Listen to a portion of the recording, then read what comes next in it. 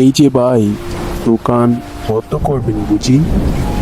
হ্যাঁ ভাই, চলেই যাচ্ছিলাম। এই ঝড় বৃষ্টির মাঝে আর তেমন একটা বেচাকিনি হবে না।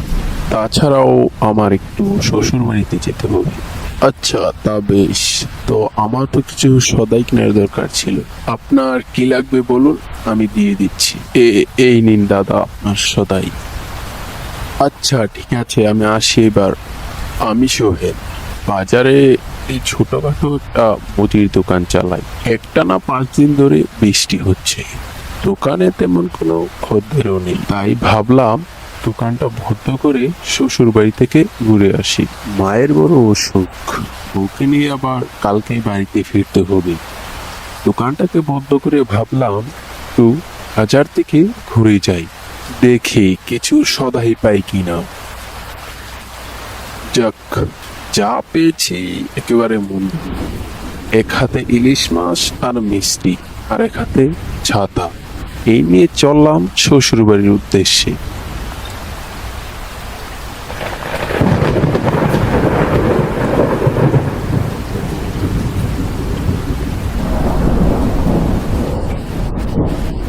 এই ঝড় বৃষ্টির ভিতরে গাড়ি পাবো বলে হলে তো মনে হয় না। তবুও একটা জায়গায় দাঁড়িয়ে দেখি গাড়ি আসে কি। দাঁড়িয়ে বেশিক্ষণ অপেক্ষা করতে হলো না। একটা অটো রিক্সা এদিকে আসলো। কোথায় যাবেন ভাই? যাবো তো শাপলা দিকে। যাবে? ওইদিকে তো সন্ধ্যার পরে কেউই যায় না। আপনি গেলে বটতলা অব্দি যেতে পারবেন, তারপর হেঁটেই যেতে হবে আপনাকে। আমি এর বেশি যাব না। যাবেন কিনা বলতে পারে না। গেলে উঠে বসু। হেঁটে যেতে হবে? আচ্ছা চলো, বাকি কতটুক না হয় হেঁটেই যাব। ঠিক আছে, উঠে বসো। রিক্সায় উঠে বসলাম। রিক্সা চালক রিক্সাটাকে চালাতে শুরু করলো। আকাশে গুড়ি গুড়ি বৃষ্টি, মাঝে মাঝে আবার দেখা মেলে ভয়ানক বজ্রপাতে। কিছুটা পথ চলার পরেই চলে আসলাম বটতলায়। বটতলার আসার সাথে সাথেই ড্রাইভার বলল, বাবু নামো, বটতলায় এসে গিয়েছি। ঠিক আছে তাহলে, চললাম আমি। সাবধানে যাবেন বাবু, এইদিকে রাস্তাঘাট কিন্তু আবার ভালো নয়, বুঝতে পারলে? চোখ কান খোলা রেখে যাবে। এবার আমি যাই, আপনিও আপনার শ্বশুর বাড়ি যান, ঠিক আছে? আর কেউ যদি পিছন থেকে ডাকে আপনাকে, একদম সাড়া দিবেন না। রিক্সাটি আমার চোখের সামনে থেকে চলে গেল। হাতে ইলিশ মাছ আর মিষ্টি নিয়ে হাঁটতে লাগলাম শ্বশুর বাড়ির উদ্দেশ্যে।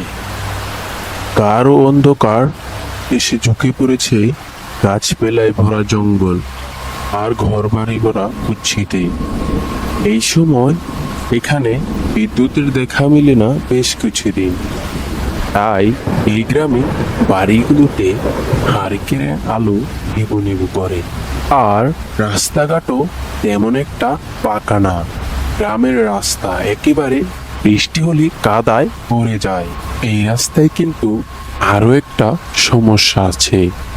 এই রাস্তায় প্রায় সময় মানুষকে ডাকাতে ধরে, আবার তো ভূতে ভয় আছেই। এই রাস্তা দিয়ে যাওয়ার সময় অনেকেই শুনেছি ডাকাতে ধরেছে। সেই ভয় মনে নিয়ে আপন মনে হেঁটে চললাম শ্বশুরবাড়ির উদ্দেশ্যে। হঠাৎ করে কিছুটা দূর যেতে মনে হলো পিছন থেকে কেউ একটা ডাকলো। ধরপর করে পিছনে তাকিয়ে দেখে কেউ নেই। তো আগেই তো কেউ একটা ডাকলো। যাক, সে কথা নয়, বাদ দিলাম। আবার আপন মনে হাঁটতে লাগলাম। কিছুটা দূর আসতেই সেই তাল বাগানের কাছে আসলাম, আর দেখলাম একটা লোক এখানে দাঁড়িয়ে আছে। সেই লোকটা যে কিনা আমার দোকান থেকে সদাই নিয়েছিল। ও ভাই, আপনি এইখানে? আমার কথা শুনে উনি বললেন, হ্যাঁ আমি এই পথেই যাচ্ছিলাম, চলুন একসাথে যাই।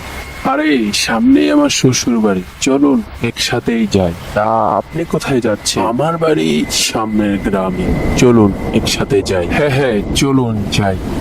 লোকটার কথা শুনে মনে একটু শান্তি পেলাম। যাক, পথ চলার মতো তো একজন সঙ্গী হলো। লোকটার সাথে কথা বলতে বলতে হেঁটে চললাম। ওই দূরের বাড়িগুলো আর বড় বড় গাছ মনের ভিতরে যেন এমন একটা ভয় ধরিয়ে দিচ্ছে। আবার সামনে ঝোপঝাড়ের ভিতরে দুই শ্মশান, মনে হচ্ছে এক্ষুনি ওই শ্মশান থেকে ভূত বেরিয়ে আসবে। আমি আবার অনেক ভয় পাই। এই পথে অনেক সময় অনেক মানুষের সাথে অনেক ঘটনা ঘটে। আচ্ছা, আমি শুনেছি এই রাস্তাটা নাকি অনেক ভয়ানক। এই রাস্তা নাকি মাঝে মাঝে ডাকাত পড়ে। আপনি কি এই ব্যাপারে কোনো জানেন? কে কি বলেছে সামনের রাস্তাটা অনেক ভয়ানক? এইভাবেই কথা বলতে বলতে আমরা দুইজন হাঁটতে লাগলাম। হঠাৎ করে আমার পাশের লোকটি বলে, আচ্ছা আপনি যান, তবে এই সামনেই আমার বাড়ি, আমি আসি। আচ্ছা ঠিক আছে, যান তাহলে। আর বেশি দূর নেই, মিনিট কয়েক হাঁটলেই শ্বশুর বাড়ি পৌঁছে যাব। কিছুটা পথ হাঁটার পরেই আমি চলে আসলাম একটা জঙ্গলের কাছে। ওইখানে আসতেই বাতাসের সুরে একটা শব্দ ভেসে আসলো, সোহেল, এই সোহেল, সোহেল। আমি আওয়াজটা পেয়ে এদিকে ওদিকে তাকালাম। কে কথা বলে? আমার কথার জবাবে একটা আওয়াজ এলো, তোর হাতে থাকা মাছটা আমার খুব পছন্দ হয়েছে, আমাকে দিয়ে যা। কিন্তু কে আপনি? সামনে আসুন। ঠিক তখনই কেউ একজন পিছন থেকে আমার কাঁধে হাত রাখলো। আমি পিছনে ফিরে তাকাতেই দেখলাম ওই লোকটা। কি ব্যাপার, আপনি এইখানে দাঁড়িয়ে আছেন যে? চলুন আমি আপনার সাথে যাচ্ছি। কিন্তু আপনি তো এই মাত্র বাসায় গেলেন, আবার কোথায় যাবেন? ওইদিকে কি আপনার কাজ আছে নাকি? সে বুঝবেন পরে, চলুন চলুন আমরা যাই। ওই লোকটার কথা মতো ওইখান থেকে হাঁটতে লাগলাম আর মনে মনে ভাবতে লাগলাম লোকটা খুব অদ্ভুত। আর ঠিক সেই সময় আমার চোখ চলে গেল ওই লোকটার পায়ের উপরে। এ কি, ওনার পাও উল্টো দিকে কেন? এইটা দেখে ভয়ে কাঁপতে কাঁপতে বললাম, আপনি কে? আমার কথা শুনে সে লোকটা বলতে লাগলেন, শেষমেশ তুই চিনেই ফেললি। এই কথা বলে ভয়ানক এক রূপে আসলেন তিনি। কি তার রূপ! উস্কো পুস্কো চুল, চোখের মনি দুটো সাদা, তার মুখে গালে রক্তের ছিটা ফোটা। তার শরীর থেকে এক পচা দুর্গন্ধ বেয়ে আসছে আমার নাকের দিকে। তারপর হতভঙ্গের মতো চেয়ে রইলাম কতক্ষণ তার দিকে। কি চান আপনি? আমার পিছনে কেন লেগেছেন? লোভে লোভে তোর হাতের ওই ইলিশ মাছ আর মিষ্টিগুলো আমার পছন্দ হয়েছে, আমাকে দিয়ে যা ওইগুলো, আমি খাই। এইগুলো আপনাকে কেন দেব? আমাকে যেতে দিন, যেতে হবে আমাকে। আমার কথার কোনো দাম না দিয়ে লম্বা হাত করে আমার হাত থেকে মাছটা নিয়ে গিলে খেয়ে ফেললো। এই দৃশ্য দেখে আমার হাত থেকে মিষ্টির হাঁড়িটা ভরে গেল। আমি শরীরের সব জোর লাগিয়ে একদমে আমি দৌড়াতে শুরু করলাম। শরীরের সব শক্তি দিয়ে আমি দৌড়চ্ছি, আর কালো অবয়বটাও আমার পিছে পিছে দৌড়ে দৌড়ে আমার বাড়ির দিকে আসছে। যখন দৌড়তে দৌড়তে শ্বশুর বাড়ির সামনে এসে এক ডাক দিয়ে অজ্ঞান হয়ে মাটিতে পড়ে গেলাম।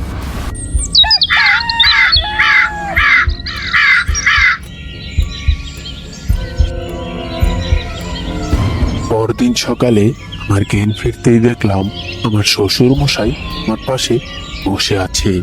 আর শ্বশুর মশাই বলছে, রাতে তোমার কি হয়েছিল বাবা? বলছি ভয় চয় পেয়েছিলে নাকি? হ্যাঁ বাবা, কালকে রাত্রে খুব ভয় পেয়েছি। তুমি রাত্রিবেলা আসতে গেলে কেন? এই রাস্তাটা ভালো নয়, খুবই ভয়ঙ্কর একটা রাস্তা। আর কখনো রাত্রিবেলা এসো না।